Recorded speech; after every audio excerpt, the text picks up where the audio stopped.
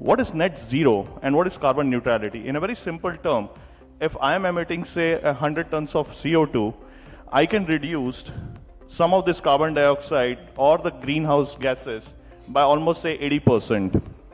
Rest 20% I'm offsetting with the carbon credits that are available, the carbon mechanisms of building the carbon sinks. That is called, carbon neutrality. So 20 tons of CO2 I've either bought somewhere else where they have reduced the carbon dioxide or the greenhouse gases, or I would have done some kind of carbon sinking.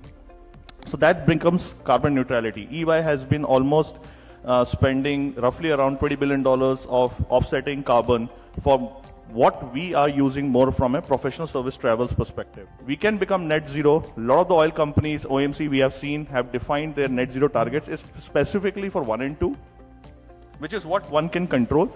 Scope 3 is something which is beyond our control, which is the scope 3 is if I'm buying from my vendor, they have to reduce their 1 and 2, which automatically become reduced for us.